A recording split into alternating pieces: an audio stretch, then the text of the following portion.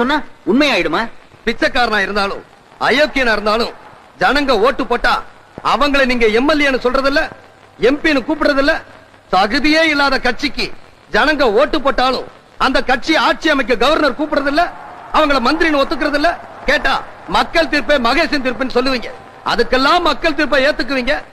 ஏன் சார் இப்ப ஏத்துக்க மாட்டீங்க? யுவரானர், அரசியல் சட்டத்தை உருவாக்குற எம்எல்ஏ, நிர்வகிக்கிற கலெக்டர், பாதுகாக்கிற டிஎஸ்பி 3 பேருமே சட்டத்தை மதிக்காம முறதவரி நடந்திருக்காங்க.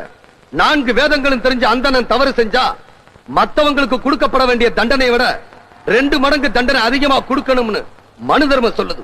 அந்த மனித தர்மத்தின் அடிப்படையில தான் இந்திய அரசியல் சட்டமே அமைஞ்சிருக்கு. வீரபத்திரன் உயிரிழவோ பணமாகவோ கொண்டு வர சொல்லி உத்தரவு போட்டது இந்த அரசாங்கம்.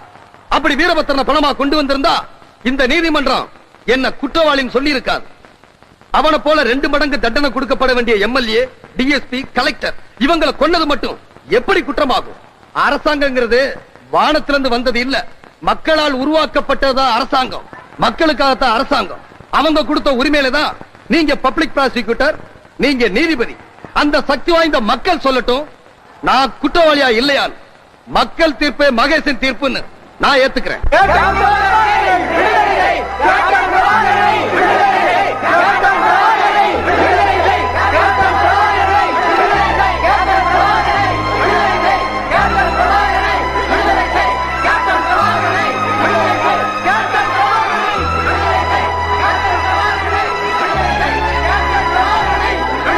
இப்படிப்பட்ட தவறுகளை யார் செய்தாலும் மன்னிக்கப்பட மாட்டார்கள்.